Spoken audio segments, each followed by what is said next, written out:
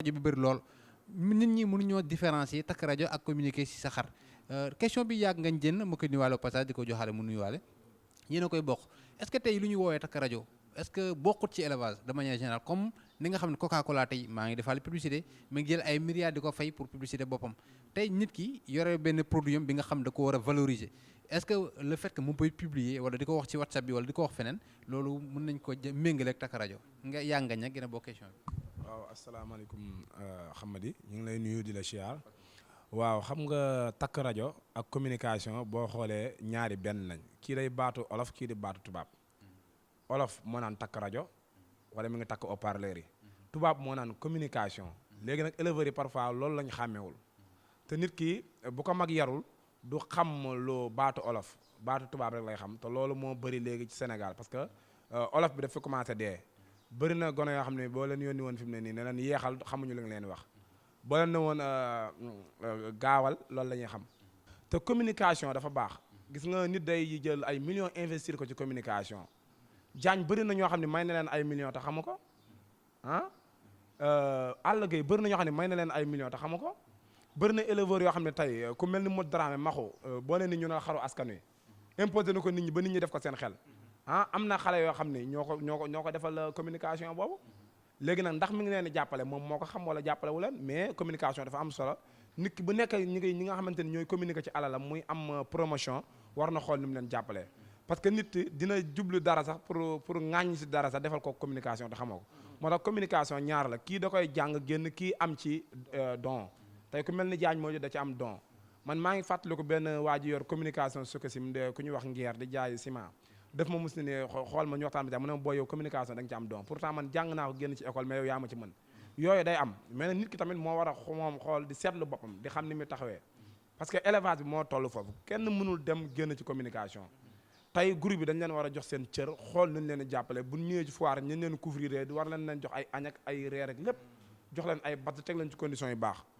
am na loo xam ne dañ leen fa war a teg parce que bëri na lu ñu joué ci élevage nit mi ngi dem yàlla xam na ni man ba ma gëjee seetaan télé kenn xamul ban 1900 la su ma la waxee dëgg rek gëj naa seetaan télé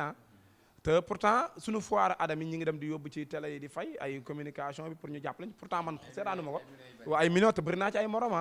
donc yu mel noonu war nañ ko di bàyyi xel parce que xare ñi leen di jënd ñëpp ñu ngi ci réseau yi xare ñi leen di jënd ñëpp ñu ngi groupe éleveur professionnel ñu ngi laadum conseiller te nit ñi xamuñu loolu damay faral di wax ne ñii na ci groupe bi ñoo nekkaat ci fële léegi nag loo véhiculé rek day gaaw a jàll léegi nag yàlla rek moo mën a defar te du yàq réseaux sociaux yi li muy defar moo ëpp li muy yàq na nit ñi xam ne yàlla rek moo mën a defar te du yàq mais bu dee 195% yi defar na ko nit nag mënta baaxoo créer dara wala muy def ci dara te yàqu du ci am parce que doomu aadama moo toll noonu doomu aadama matewul noonu suñu borom moo mën a defar te du yàq te nit ñi sax am na ci ñoom seen gis dañ jàpp day yàq mais fekk yàqul léegi nag il faut ñu koy xalaat mais bu ñu gis rek réseaux sociaux yi bàyyi seen waar ci dara ba mu am réussir nga gis benn buñ ci yàq rek nga bëgg leen ci ŋàññ wala nga bëgg leen a génn ci li ngay def loolu man rafetlu ma ko am na solo bu baax a baax te nit ki su commencé ci Facebook lépp fekk ma fi mu dem ba WhatsApp mu dem ba YouTube kooku boo ko encouragé yaakaar naa télévision lay mujjee parce que télévision yi ñu ko fi am ñëpp nii lañ commencé woon te yéen boo xoolee temps bi ngeen def sax ak parlo bi ngeen ci am ak pas-pas bi ngeen ci am ñoom amuñu ko woon boo xoolee affaire bi escalier la donc da ngay jël marche par marche ba àgg ci terrasse bi li war nag mooy ñi nga xam ne suñu borom may na leen ci communication te am nañ ci xam-xam ñu ci jàpp parce que affaire bi su doxee ñëpp la doxal bu yàqoo ñëpp la yàqul élevage boo nekkee ci gaal doo ñaan yow mucc da ngay ñaan gaal gi mucc ndax bu muccee nga mucc kon groupe éleveur professionnel laadum conseiller ñëpp daal ñu ngi leen di ñaanal di leen suñu borom dafa leen tawféex li ñuy yëngu ñu gis seen bopp bu baax a baax ndax mbir mi boo ko créé yaa am initiative bi mais bu ci ñëpp jàppee mu dox du Alla Gueye ko moom du Diagne moo ko moom du Xamadee ko moom gaal ñi ci dugg gaal gi la ñu war a ñaanal mu mucc mais kenn ku ci ne waroo ñaanal sa bopp mucc. affaire takk rajo boobu ñuy wax tey yaakaar naa ni ñi koy wax ñàkk xam moo tax ñu koy wax leeral nga ko ci lu bari tey un Diagne Modou tey buy wax ci xar bul xool aspect Diagne mâle bi muy wax wala femelle bi muy wax mais xoolal ni koy Diagne di waxee xoolal li Diagne di wax ba xam am na wala amul tey man mën naa ñëw tey ne champion adhère le mâle qui est Bouna champion adhère femelle bi nga xamante ni mooy femme d'affaires ñan ñoo leen meññ ñi leen meññ ñan lañu c'est pas du n'importe quoi moo leen meññ lu si mel ni femme d'affaires ku ko jur Maxu Sëy championne fekkee ma kan moo jur Maxu Sey magistrat champion Adam 2016 ku jur magistrat champion Adam 2011 ku jur magistrat champion Adam 2011 ñu jël ñaari champion Adam 2011 couplé leen mu jur magistrat kon c'est pas du n'importe quoi kon lu mu am sàcc ko da koo donn ci ay maamam kan moo jur Maxu Sey première dame moo jur Maxu Sey ku jur première dame Boy Séeréer moo jur première dame kan mooy Boy Séeréer champion Adam 2012 champion xar bi 2012 mooy ballon d'or kon double ballon d'or kon xar moomu tey boo ko see wax comme ni ma koy waxee nii nit taxaw na day takk rajo kon ñàkk xam yaa ngi jàngal koo xamante ni sax xamuloon lii kon mu ngi siy jàng kon éleveur nañ ci am esprit positif pas esprit négatif su ma ñëwee si xar moomu di buuna kan moo jur buuna la fameuse Lissa champion Adèle kan moo jur Lissa Cheikh Diop kan mooy Cheikh Diop champion Adam 2011 kon buuna lim am sàcc ko da koo doon si ay mboqam ah kan moo jur buuna Bachir moo jur buuna kan mooy Bachir doomu ndeyu Aïcha kan mooy Bachir kuy yaayi Bachir Jeyna kuy Jeyna champion Adam 2010 kon buuna lim am sàcc ko da koo doon si ay parents am kon mbokk yi nañu bàyyi xel ni lii dafa am solo si élevage day permettre ki nga xamante ni fekkewul jamono yooyu mën a jël note nga xam ni xar yi li ñu am sàcc ñu ko dañ koo doon si seen génétique dañ koo doon si li nga xamante ni moom mooy seeni mboq kon affaire bi du ñor tab bi de dafa ñor xomm doo ko wadd kon nañu xam ni élevage nit ki buy wax da nga koy encourager mais pas nekk di indi aspect négatif da nga war a indi aspect positif li ngañ jéen di wax li jaañ Modou di wax lan moo si am solo bu dee 100% 80 yi am na solo kon c'est du positif ñu positif fa encourager ko bañ a def dans les bateaux dans les roues ba ñooñ duñu am sañ-sañ sax wax ci xaru jaañ wala wax ci xaru Dramé wala ci xaru Alla Gueye dafay tombe rek xaritam moom ko wala tombe rek ma sàmba moom ko bu si waxee rek ñu ne da koy taxal rajo c'est quoi ça arrêtons ça c'est des esprits négatifs nu ñu cultiver la positivité te loolu mooy jëmale élevage kanam loolu moo tax tey élevage bi tey jii nii nit ñi ñaaw sawar a dugg ci investir tey Alla su ma ñëwoon di indi ay millions sa kër dégg ngay xuloo mbay loo génnal si benn affaire dama ne ah comme ñii ñu ngi xuloo xaa ma taxaar sama millions dellu kon nañu xoolaat affaire bi bañ a sànnante ay xeer bañ a waxante lu ñaaw suñu biir ñu defante lu rafet ndax tey Alla champion jommul kenn Alla Gandhi musul jël concours musul yéeg podium ñaata million nga si jaay loolu barkeelul kan moo jur Gandhi Candela jur Gandhi Candela mus na jël concours bàyyi Candela jël na concours kon tey doomu Gandhi bu jëlee concours sàcc ko da koo donn ci maamam Mandela moo fi njëkk jël concours 2009 indi 110 auteur boobu xar yi ay 103 la ñu am 102 kon Gandhi ay doomam bu ñu dee indi lii ay maam lañ ko donnoo kon Alla élevage bi yaa ngi ci bay seen waar bu mat sëkk kon leen encouragé jox leen seen matukaay réseaux sociaux yi impact bi mu indi élevage gars yi xamuñu ko de Alla après la ñuy comprendre nag. Voilà, une dernière question au président monsieur Kane bokk nga si yaa ak doyen Lamine Diagne si rare éleveurs yu am page yi nga xamante ne képp ku bëgg seen produit yi mën nga fa consulter wu. alors ñu ngi wax ni professionnalisme yi nga xamante ne moom moo war ci laado mi yemul dong ci mbaar yi au delà ci de mbaar yi dafa war am benn communication bi nga xam ne aussi dafay méngoog type d'élevage bi ñuy def dafay méngoog jamono fu mu toll ak dafay méngoog xar yu ñu élevé alors de manière boo doon lancé tey message par rapport ak tey ñi nga xam ne ñoom ñoo sekk milieu bi communication vraiment ni ñu koy war a defee comme ni ñu koy gisee ci yeneen secteurs yi ñu ngi investir ay millions yu bëree bëri pour sàmm seen communication ci secteur laadum yow lan nga jàpp ni tey moom moo war a nekk taxawaay éleveurs yi. waaw communication dafa baax parce que loo gis en matière de commerce en matière commerciale communication daf si baax déjà même bu dul dara sax aspect scientifique bi communication daf si baax parce que wax naa sànq ni élevage bi su évoluer à ce niveau là réseaux sociaux yi dañ si jouer rôle bu mag a mag ah parce que tey jii comme ni may wax c'est parce que xar yu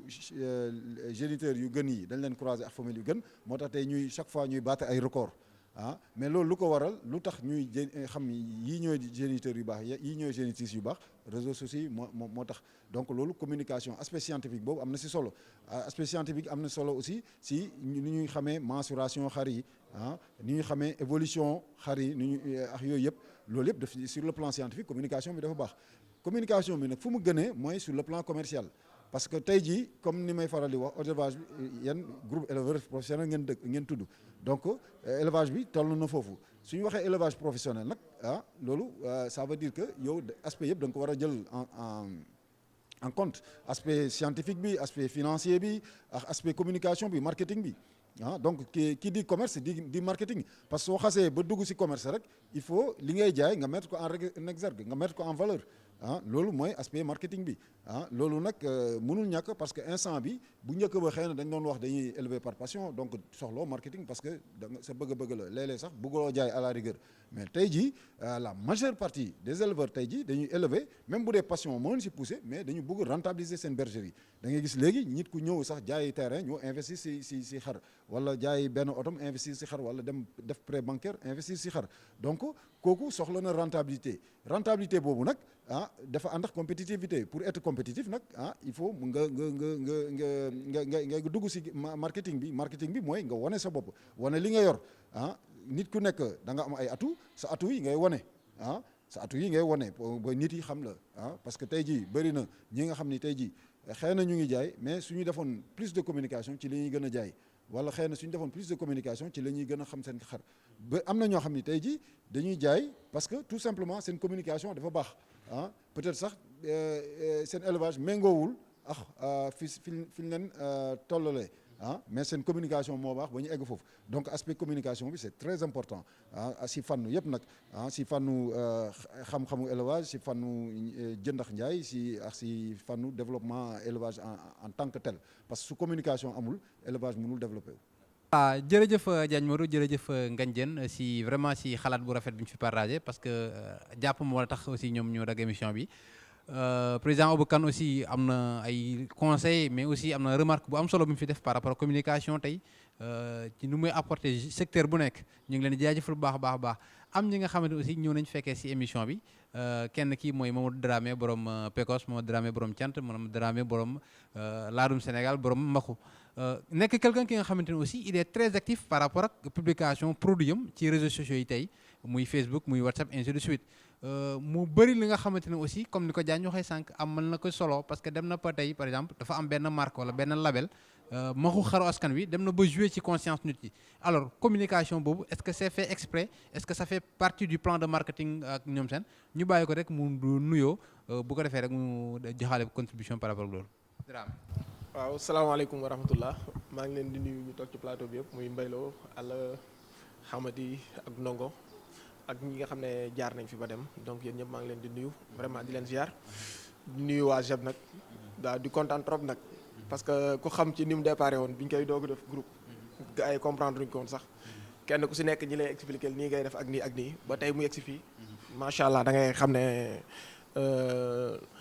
li am solo rek mooy loo xam ne nii lu dëggu la ba pare ay nit nekk ci ñu ambitieux vraiment su ko defee rek day jëm ci kanam tey ji ko xool fi mu déparé ba egsi fii vraiment xel day dal da ngay xam ne vraiment élevage baa ngi dox bu baax a baax donc loolu moom ñu ngi ciy kontaan bu baax te di ñaan nag affaire bi dem ba dépassé fii sax waaw mais daal suñu xel dal na ci quoi waaw mooy comme li nga wax nag déglu naa la ngay wax ci wàllu communication xam nga élevage bi moo yegg foofu léegi boo xoolee sax léegi bergerie yi ni ñu koy defaree da ngay xam ne loolu communication la parce que da ngay dugg ci bergerie boo xam ne nit mën na nekk fanaan fa yeewu fa nelaw fa comme fi ñu nekk nii wala gis bergerie boo xam ne sax day daax ay kër donc loolu communication rek moo tax parce que nit bu ñëwaan tey jii ku xamul xaru laadum bu ñëwee ci bergerie bi xool ni ñu defaree xar yi donc bu xoolaatee xar yi dina leen respecté parce que dina xam ne xar yi ñu defal fu mel nii donc lii nekkutul ay caaxaan loolu la communication nag lu bokk la ci élevage parce que mooy tax nit ñi tamit comprendre xam lii lan la moo tax communication dafa am solo parce que mënutul dem élevage mënutul dem sans communication dem na sax ba say xar boo koy photo wala nga koy publier ak lépp loo mënta def war nga ci xalaat def ko di nga dem ba toll foo xam ne tamit ci élevage boo communiquer dina am ñu ko gisee nii am ñu ko gisee ne la donc kon élevage plus que nga ciy dem yow sa bopp da nga war a xam ne affaire bi day gën di compliqué nga foo war a waxee nga waxee fa foo warul waxee donc nga noppi waaw élevage bu mel noonu donc communication bi moom lu ci am solo la te lu mel ni groupe bi tamit day dimbali nit ñi si lu baree bari man jaay naa ay nit ñu baree bari xar te gisante wuñ à travers réseaux sociaux yi wax dëgg yàlla moom moo tax mën naa wax ne 50% si li ma jaay ci xar ci ay réseaux sociaux donc moom laa leen jaayee donc kon lu am solo la waaw vraiment daal lii moom ñoo ngi koy saluer bu baax a baax te di ñaan bu baax mu gën a jëm ci kanam seen liggéey rafet na macha allah. waaw Dramé dañu gis ni yàq sa doom baay Grand Rane ak Maxu tëkkale bi bari na te ñoom ñaari naataangoo lañ te élevage dafa baaxoo tëkkale ngeen ñëw Tëngéej yéen ñaar ñëpp ngeen mooy tënte Grand Rane ñëw sectoriel dugg ñu natt ko ndax Dramé pare nga pour sectoriel Dakar bi tamit nga natt Maxu ndax coow li bari na trop te ci réseaux sociaux yi la jaaree waaw combat à distance yi bari na trop te dama gis ni yéen ñaar mooy tënte bi bari na mais ran dëggal na boppam première sectorielle ndax pare nga pour dëggal sa bopp deuxième sectorielle. waaw ngañ jën waaw mooy comme ni nga ko waxee rek donc raan ak mboq ay doom bàyyi lañ loolu mën naa wax ne ndamu abukan la quoi parce que vraiment yor ay xar ñi dem bañ leen di tëkkale ñoom ñaar te ñaari xar yi nga juddul ko donc loolu yow sa mérite la sa ndam la raan ak mboq bu ñu doon concours tey su raan amee ndam méritu abu la su mboq amee ndam tamit méritu abu la waaw dëggal sa bopp nag mooy bokk benn tàkkusaan ñu natt leen ci benn tàkkusaan loolu mooy dëggal sa bopp yaa ngi naan mooy tontu bi bëri na mais maxu préparé woon nañ ko te ngay jàng xëy na yàlla moo dogal duggul ren tamit vraiment ñëw na sectoriel natt nañ ko am na ay macération yu extraordinaire donc tamit maxu nañ ko xaar rek bu ñëwee comme raanay magam faraan jaaroon rek moom mu jaar fa wis si dara rek incha allah. Dramé ñëpp dañ gis ni Tëngéej maxu pare na connaisseur yëpp bi ñu ko xoolee xam ne gagnant la woon est-ce que manque expérience taxul maxu bañ a dugg staff bu manque expérience est-ce que taxul maxu bañ a dugg. maxu pour man tollootul ci dugg concours pour jël ay trophée parce que loolu yomb na parce que mën naa wax ne sax foiru Kër Massar mais avant may dugal maxu woo naa ñoom Naaru Sëñ Fall wax leen ko ne leen nag ñëw ma pour jël si trophée mais battre ay record moom tax a jóg donc trophée Kër Massar ak trophée Tëngéej yëpp benn la rek donc maxu benn trophée rek lay xaar muy Sall Adam boobu bu ko amee mooy am na trophée daj dëpp gi mais bu Kër Massar ak bu Tëngéej yëpp benn la kon comme li ngay wax ni tëkkale bi dafa bëri woon ci réseaux sociaux yi maxu ñu préparé ko mu ñëw mu waroon dajeek ay naataangoom mais nag loolu yàlla dogalu ko kon amul benn sens foofu pour muy dugg parce que même bu duggoon tamit bu passé dañ naan ñi mu doon jonganteel moo leen mën après wax ji day continuer kon combat balaa moo neex dëgg mu nekk combat jànq mais maxu du xar boo xam ne day xëy rek du yooru balaa moo génn day génn ci lu leer su ko defee nga xam ne bu génnee bu combat bi mën a neex bu faar bi passé xam nga waxtaan wi gën a mën a neex mais xam nga def concours ba pare concours bi passé ñi def fa Sorotien wala ñi def fa à suivre naan bu diw duggoon wala bu duggoon loolu après ay polémique lay doon. pas daaw bi amoon diggante Galactique ak ñoom Khoureychine pratiquement période bii la commencé woon chaque jour bu ñu xëyee gars yi yendu ci wax ci loolu aussi bokk na ci li nga xamante ne aussi Saladam bi joué na ci rôle bu am solo ci concours bi nii tey aussi bu ñuy tëkkalee ak Grand Ran ak Maxu à travers les réseaux sociaux ñu ñëw ci benn foire ñu moytante gars yi continuer waat di coow ci réseaux sociaux yi yow en tant que propriétaire xar bi aussi volet marketing boobu est-ce que lu la neex la wala aspect bu négatif la ci sa xar. waaw loolu boo xoolee communication bu doy waar la parce que boo xoolee foiru Tëngéej bi mën naa wax ne Grand Ran ak Maxu ñoo ko jaay Grand Ran ak Maxu ñoo jaay foiru Tëngéej bi te loolu mu ngi commencé woon Thiès la commencé boo xoolee ñu bari ñoo xam ne ñëw nañ ñaari xar yooyu lañu doon xaar tey jii bu fekkee ne ñoom jàkkaarloo wuñ foofu donc communication bi day continuer coow li day continuer expense bi day continuer donc loolu tamit booy xool communication bu baax la lu baax la ci élevage parce que tamit bu nit ñi di xaar benn affaire bu xasee ba am rek jeex na mais tant que amul day nekk si bopp nit ñi di leen travail chaque jour ñu koy xaar kon xaar boobu tamit luy animer élevage bi la moo tax man awma ci dara loo xam ne vraiment naxat na ma waaw parce que créer mute ci benn affaire dafa am solo mute nag mooy loo xam ne nii chaque jour nit ñi ñoo ngi ciy xalaat naan bu ñu ko nattee dina am lii wala du ko am lii dugg na fii génn na fële mais le fait que ñu xas ko def rek jeex na ngañ mi tey jii bu gisoon benn soxna ci koñ bi lu mu ko bëgg bu ko xasee ba takk bu nekk ci wàllum 2 mois rek jeex na yaa ma gën a xam naa li mu ko wax. jërëjëf mbokk yi seetaan ZEP TV en partenariat avec SD 2000 TV mi nga xamante ne aussi ay professionnels lañu ñi nga xamante ne aussi tey bokk nañ ci di jouer ci rôle bu am solo ci à travers direct yi ñuy def ci foire ak ñoom seen ñu nekk suñu premier numéro fas yéene waxtaan ak impact bi nga xam ne réseaux sociaux yi am nañ ko ci élevage tey sànq présenté nañu ki nga xamante ne moom mooy Alla Gueye Alla nekk quelqu'un ki nga xamante ne tey bu ñu wax réseaux sociaux yi ci élevage yaa ko tàmbali ak groupe éleveur professionnel Facebook ba tey mu àgg ci 133 000 wala 136 000 membres inspiration bi Alla fan la jógee. waaw Hamady Mbodj maa ngi rafetlu sa question waaw di wax ni ñun dañuy yëngatu ci élevage di yëngatu ci leneen ak leneen mais lépp lu ñu gis ci biti loo xamante ne dafa rafet ñun dañ koy xëcc indi ko ci élevage bi waaw ñun ci sens boobu la ñuy évoluer quoi waaw loolu moo tax tamit ñu créer groupe éleveur professionnel en 2013 waaw parce que dañoo dugg ci élevage fekk ñu fi lu bëri daal comprendre mais comme fekk ñu fi lu bëri xam nga ñu indi ndànk ci wàllu groupe bi ak di animer yenn débat yi ak yu mel noonu di def ay visite en distance comprendre ak parfois di dem ba di ci yenn bergerie yi di ci def ay live ñi nga xamante ni dañoo nekk fu sori di ñu mën a suivre comme ñu mel ne ñi nekk si diaspora bi ak yu mel noonu xam nga dañuy mel ni aussi tamit ñi ngi Sénégal ñi ngi ci mbaar bi nga nekk te dañu am esprit boo xamante ni muy esprit partage waaw loolu la quoi dañu am esprit partage bu baax ci wàllu élevage quoi. merci beaucoup Alla créer benn affaire lu mel ni réseaux sociaux yomb na trop à travers sa téléphone mën nga yëkkati dugal application bi créer ainsi de suite mais li tax muy réussir li tax nit yi di ko suivre continuité boobu di ci am liggéey boobu ci am animation bu ci am aussi du n'importe qui moo ko mën du n'importe qui moo ko am alors bi nga créer groupe yooyu noonu muy groupe façon xeetu groupe yi nga créé yëpp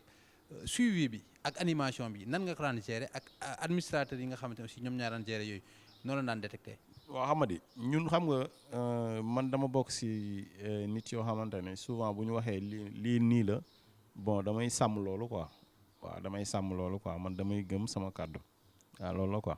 moo tax it bi ñu ko créé aussi tamit def nañ ci tout pour mu réussir quoi waaw ba yàlla dimbali nañ si quoi bon premier administrateur bi ma ci njëkk a yokk moom mooy Siré Diakité comprendre bi ma ci yokkee Siré Diakité ñëw fekk ma si aussi tamit mu def ci liggéey bu am solo aussi tamit maa ngi koy nuyu de passage après ci la ñu waxtaan ak sunu benn grand Matar Niang bon bi ñu waxtaan ak moom mu ne Pape Maguette Diop bu laadum Sénégal comprendre moom yàgg na ci milieu bi te xam na ko quoi dama bëgg ngeen boole ko ci quoi ci laa contacté Pape Maguette mu ñëw ànd seeg ñun quoi ci wàllu administrateur moom tamit aussi tamit mu defoon règlement bu am solo ak yenn liggéey yu bëri daal dool defoon nañu ko en même temps aussi tamit ñu indi tamit Mbaylo Gaydel après ñëw na def na ci daan def animation yu am solo ak Yaya bu Mauritanie moom tamit waaw moom tamit daan na def ay émissions yu am solo ak kenn ki nga xamante ni moom tamit bon foo compte yi la woon quoi muy Balla Ndiaye waaw Balla Ndiaye moom tamit xam naa moom it def na ci liggéey bu am solo aussi tamit donto kenn xamu ko woon quoi aussi waaw. merci beaucoup Alla si say partenaire léegi ñi nga xamante ne aussi tax nañu groupe bi ak si fu mu egg si fii boole nga ci léegi ki ñu wooyee Mbaylo nekk un jeune bi nga xamante ne ku marqué empreinte am la ci cadre élevage surtout si wàllum Facebook Mbaylo da daan tagg xar ba nga yaakaar ne kii sa waay voilà tellement que da daan neex tellement que da daan professionnel tey jii nii ñu dem ba aussi ñu àgg fii nii Mbaye ñu ngi lay nuyu di la ziar avant tout say impression par rapport tey fu groupe bi àgg tey. waaw asalaamaaleykum wa rahmatullah maa ngi nuyu suñu mbokk éleveurs yëpp di nuyu suñu mbokk internet yi di leen ziar bu baax a baax di leen wax ne Ramadan Mubarak di nuyu ñu ma bokk ak plateau bi muy suñu directeur Alla Gueye di nuyu sama doyen Amadou Mbodj di nuyu sama doom nday muy nday kii muy Ndongo Ndiaye di ziar ñëpp nag aussi waaw Amadou di rafetlu lool initiative bi parce que lii moom lu rëy la tàmbali ci benn dem ba tey ba dugg ci télé di ko rafetlu lool waaw di am kontaan lool JEP moom groupe la bi nga xamante ne daanaka li ñu koy wax ante yàlla tax la ñun ñëpp ñoo bokk ci di ñu yëngu bokk tamit di ci baywaar ba tey mu àgg fi mu àgg waaw di ci remercier waat bu baax a baax Alla Gueye mi nga xamante ne moo ko créé moo ñu ci boole aussi tamit tey jii lépp lu ñu am ci wàllu boobu rek suñu tur fu mu àgg tamit mën naa ne JEP moo ngay fi ko àggale fi nga xamante ne am nañ tur bu rëy ci élevage te JEP moo waral loolu waaw di remercier waat bu baax a baax. merci beaucoup téléspectateurs yi maa ngi leen di fàtte rek yéen ngi seetaan JEP Web TV ak suñu partenaire buy SD 2000 li nga xamante ne aussi grand événement yu am ci élevage yëpp moo koy faral di couvrir ak professionnalisme surtout JEP au delà de lu ñu fi yax yëpp au delà de aspect élevage bi marketing bi communication bi am na benn volet social bu am solo bi nga xamante ne depuis un certain moment ñu ngi koy sentir ci ñoom tàmbali woon na depuis daaw jékk ñu ngi fàttaliku jamono bi ñu fi sàccee xaru Bësis Sow xar bu ñu jamono bi ñu fi sàccee aussi bu ñu fi rey aussi xaru ki nga wax xamante ne moom mooy James Mbeng temps yi la passé bëri na fi aussi yi nga xamante ne ci cadre social toujours ak pédagogie lancé woon nañu fi benn slogan wala benn kii bi nga xamante ne danañ soutenir man personnellement lycée bi nga xamante ne fa lay liggéey muy l'élevage au service de l'éducation dem ba réfectionner 4 salles de classe ci année scolaire bi nii en plus de cela aussi fan yi ci ginnaaw rek bëri na ñi nga xamante ne tey wàllum social tey groupe éleveur professionnel mu ngi ciy yëngatu ñu dalal benn administrateur ci groupe bi ñu koy woowee Ndongo Ndiaye ñu bàyyi ko mu nuyoo rek mu wax ñu tey aspect social boobu noonu lan moo tax ñu intégré ko ci groupe bi. salaamaaleykum wa rahmatullah mbokk éleveurs yëpp ñu ngi leen di nuyu di leen ziar yéen ñëpp di leen wax ci weeru koor gi ñu dugg yal nañu ci yàlla nangul lépp luñ ci jaamu di ñëw rek comme ni ko Amady waxee di wax ci aspect social bi nga xam ni moom moo nekk ci groupe bi ndaxte boo xoolee tamit lu ci mënti am ñun ñëpp dañuy nekk ci ay jafe-jafe yoo xam ni yenn saa yi suñu borom moo ñu koy teg te tamit suñu àndee tamit yàlla moo tax ñu ànd malgré lu mënti am élevage moo ñu boole mais tamit tiis day dal ci ku nekk comme nag groupe yi day dajale ay nit te façon cadre nit bu nekk mu ngi ci te tamit tiis ku nekk xam nañ ku nekk tegoo ko sa bopp suñu borom moo la koy teg ba saa su ne rek événement yooyu su amee comme ni mu ko Amady waxee moo xam salle de classe bu ñuy bëgg a tabax moo xam koo xam ni dañu sàcc ay xaram wala comme suñu mbokk éleveur bi ñuy wax Jams Mbeng jamono yee événement bu metti daloon ko boo xam ni ay xaj ñoo rayoon xaram yu bari bi ko defee nag bi ñu déggee loolu ñu daal di def benn genre aide de solidarité boo xam ni à travers réseau bi lañ ko jaaree man maa nekkoon ki nga xam ni moo doon collecté xaalis bi éleveurs yu baree ñëpp def nañ ci seen loxo ñi di ko yónnee à travers Orange Money ñi di ko yónnee à travers si Wari ñi di ko yónnee à travers Tigo Cash te li ma ci gën a neex rek mooy éleveurs yi bi ñu ko defee ñëpp dañuy nëbbatu kenn du nangu sax bëgg a fësal boppam nga xam ni ñoom dañ ko def te yàlla tax kon daal de manière générale li ñu mën a wax moom mooy élevage bi daal de manière générale dañoo ànd te yàlla tax ndax tey lii lañ jubte woon mais finalement ñu ngi ciy bay beneen waar boo xam ni mooy affaire de aide de solidarité bi te loolu day jouer ci conscience nit ñi day jouer tamit ci suñu jeexitalu élevage kon daal de manière générale ni ñu ko mënee wax réseaux sociaux yi moom lu baax moo ci ëpp daal lu baax daal man loolu laa ci gis ni moom moo ci ëpp ndax malgré à travers aide yi sax mais xamante bi ak ba mujj gi nit ñi dañuy dem bay tuddante ay doom nga xam ni kon loolu élevage rek moo ko mën daal. merci beaucoup Ndongo Ndiaye ñu ngi lay jaajëfal bu baax a baax ci kàddu yu rafet yooyu ci aspect social bi nga xamante ne aussi éleveurs yi ñu ngi ciy yëngatu depuis un certain moment ci tabax salle de classe ci dimbali éleveurs yi nga xam ne dañoo sàcc ay xaram wala ñu rey seen xar yu mel noonu ainsi de suite. Alla Gueye réseaux sociaux yi aussi am na benn côté bi nga xamante ne surtout Facebook nga xamante ne ay faux compte bu daan na ci am ak yeneen daan na ci am bëri na ñi nga fa dimbali ñu xam réellement milieu bi nan la tëddee mais bëri na ñi nga xamante ne aussi xaw nañ leen faa rey si ay jaay leen ay xar yi nga xam ne nag demeewul noonu wala di publier ay xar yi nga xamante ne liñ daan publier nekkul woon ci xar bi ñu ne doomu diw la fekk ainsi de suite alors dérive yooyu wala est-ce que amoon ngeen benn outil bi leen daan permettre ngeen di contrôler loolu daan xaw ci groupe yëpp jamono jooju. waa xamadi yow tamit foofu tamit dinaa la fa sawar a tontu parce que xam nga gis nga groupe éleveur professionnel bi ñu koy soog a ubbi bon ay débat da daan am quoi dafa am ñoo xamante ni duñ ay éleveur dañ daan suivre débat yi quoi léegi nag ñoom bu ñu daan suivre yenn débat yi souvent bu daan am yenn kii ñoom affaire bi da leen di jaaxal quoi dañ lay jël si suuf di la laajte ñii li ñuy wax lan la quoi parce que day mel ni léeboon ak lippoon daal bon ñu dem ba si ñenn ñooñu parfois dañuy jékki-jékki publier ne la bii mooy sama première laadum mu à travers groupe bi comprendre mu nekk loo xamante ne da lay neex comprendre maanaam aussi tamit dafa dem ba aussi tamit li nga xamante ne daraan am si biti groupe bi lu si bëri da ko dégager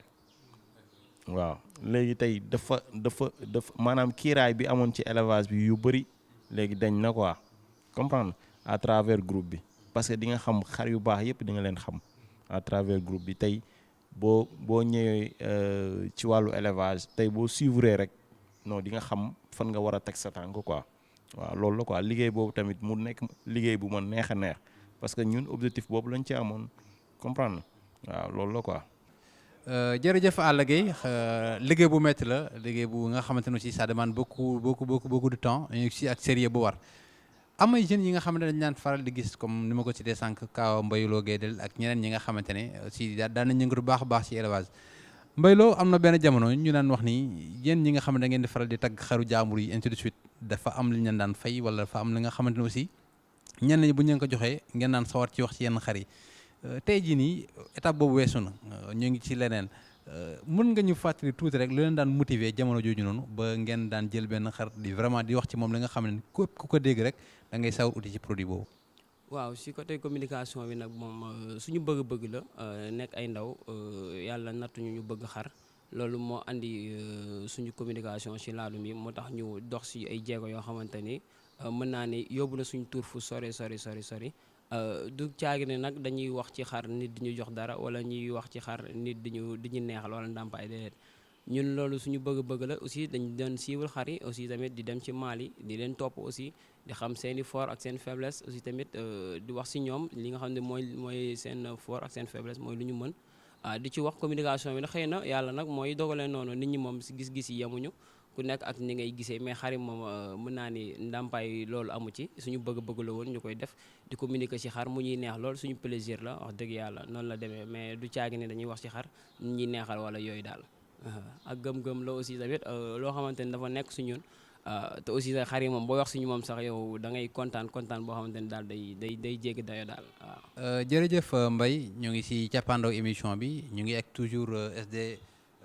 2000 TV la chaîne qui valorise le média bi nga xam ne moom mooy suñu premier partenaire ci nouvelle chaîne bi ñu lancé si YouTube muy groupe éleveur professionnel Web TV. Alla Gueye suñu dernière question rek Alla créé dara mu réussir daanaka ñëpp koy bëgg a toppandoo bu ñu la toppandoo aussi concurrence dina ci am parce que aussi concurrence dans un bon côté dans un bon sens dina ci am nga war a continuer di innover nga war a continuer di dundal sa groupe nga war a continuer aussi di supporter concurrence boobu noonu xeetu yooyu yëpp tey ba ma agsi tey bu fi nga agsi nii tey lan moo nekkoon secret bi. waaw Hamady Mbodj damay wax ni maanaam concurrence lu mu amul rek aussi loolu des na quoi waaw te concurrence boo xamante ne aussi pour man dafa sain amul problème daal wax dëgg yàlla parce que bon comme ku mel ni mun naa wax ay laadum conseil comprendre na sunu grand Diagne Modou yor ko di ci def liggéey bu am solo bon mënuñu def lu dul di ko rafetlu quoi parce que aussi tamit moom bokk na ñi nga xamante ni bi ñu créé ba pare moom moo ñu si njëkk a fekk comprendre na waaw ubbi groupe am quoi si Facebook ba ci WhatsApp beeg yëpp quoi waaw dafa doon loo xamante ni bon dafa yaatu quoi dafa yaatu benn groupe rek waru koo mën a def quoi looloo tax quoi te bon comme ku mel ni WhatsApp bi xam nga 256 personnes rek da mën a jël ak bu fekkee Facebook moom amul limite ñu ngi toll ci 136 000 et quelques membres quoi xam nga foofu tamit yaatu na aussi xam nga bon te dafa doon loo xamante ni warul nekk loo xamante ni waroo ko jël côté négatif bi quoi ci côté concurrence bi waaw da nga ko war a jàppee loo xamante ni lu sain la daal man noonu laa ko jàppee quoi loolu tax diisul ci man et puis dama koy rafetlu quoi et puis tamit fu mu mën a dugg di participer aussi tamit dinaa fa dugg di participer quoi waaw ok merci. jërëjëf mbokk yi seetaan GEP Web TV ak suñu partenaire yi di SD 2000 TV la chaîne qui valorise le média ànd ci ak Ngalla ak waa groupe éleveur professionnel yëpp administrateurs yi mbokk yi lii moo nekkoon suñu première émission li nga xamante ne émission lancement la woon li koy permettre nag mu mën a continuer yéen da ngeen ci bokk yéen da ngeen ci jàpp à travers partage yi ngeen koy partager mais aussi à travers ay j'aime wala ay like yi ngeen koy may loolu moo koy dundal di xamal ne rek élevage moom moo toll fenn fi nga xamante ne aussi communication da ci am solo donc moo tax ñuy def suñ kéemtalaay kattan ñun itam fi nga xam ne aussi war nañ ko mën a féete rek ñu féete ko élevage di ñaanal ñëpp jàmm ak salaam ak yokkute di ñaanal ñi nga xamante ne aussi ñoom ñu suivre ñu jéggalu ñu duñu baal àq parce que aussi wax des fois dafa yombut des fois nga wax ci groupe heurté nit ki wala nga wax leen li nga xam ne dafay blessé nit ki sans pourtant nga ci rendre compte donc lépp li nga xam ne am na ci yooyu rek ñu ngi ci baal àq ñëpp ci jéggalu ñëpp di may kàddu gi rek suñu mbokk administrateurs yi nga xamante ne aussi tey groupe éleveur professionnel bu fi àggee ñoom ñoo tax ñu àgg fii ñu tàggatoo ak mbokk yi ñu joxante dig daje ba beneen incha allah. ñu ngi leen di jaajëfal di leen wax nag scène bi mu ngi seen disposition comme ni ko Hamady waxee rek pour nu ngeen ko mën a partager ak nu ngeen ko mën a jàllalee ba ñëpp mën see gis seen njariñ daal ñu ngi leen di jaajëfal bu wér. waaw di ñëwaat di wax ni mbokk éleveurs yëpp nañu abonné ci Web TV bi ànd kook suñu partenaire SD 2000 TV kon nag à votre disposition bàyyi nañ lekk kii bi maximum de partage daal. waaw di sant rek ñi nga xamante ni aussi ay mag lañ yoo xamante ni accompagné nañ groupe bi ko si mel ni sunu président Omar Kane Abou Kane ak Lamine Diagne ak Pa Ousmane Ndiaye Angle Mousse ak Baye Abdoulaye Diop ak yeneen mag yëpp ak ñi nga xamante ni ñi ngi def liggéey bi ñu ngi leen ci sant bu baax di leen wax nag aussi tamit ni ngeen mën a jàppee si liggéey bi ak ni ngeen ñu mën a encourager mooy ngeen abonné quoi waaw abonné leen ci SD 2000 TV quoi waaw pour mën a def promotion wu élevage bu baax a baax a baax surtout day leen partager quoi. waaw mbokk yi di leen jaajëfal bu baax xam nga ni wax yombul di remercier gars yëpp di leen wax ni nag lii nag élevage moo ciy gagné ñu bañ ko def esprit de concurrence wala dara ñun ñëpp nañ ci jàpp dugal suñu loxo mu jëm si kanam parce que suñu ndam la ñun ñëpp aussi tamit élevage rek moo ciy gagné di ñaax suñu mbokku éleveurs yëpp ñu partagé ko ak j'aime bi aussi surtout tamit ñu abonné si chaîne bi ñuy wax SDS 2000 TV ñu jàpp si bu baax dugal seen loxo xam ne suñu yëf la ñun ñëpp bu jëmee kanam élevage da jëmal kanam te ñun ñëpp ñoo ciy gagné bu baax a baax di leen remercier bu baax. merci beaucoup mbokk éleveurs yi donc dañuy joxante dig daje rek incha allah ci fan yi di ñëw soit ci benn émission wala ci benn plateau bi nga xamante ni toujours ce sera dans le cadre de l'élevage ak SD 2000 TV groupe éleveur professionnel ca kaw ci kanam peace out.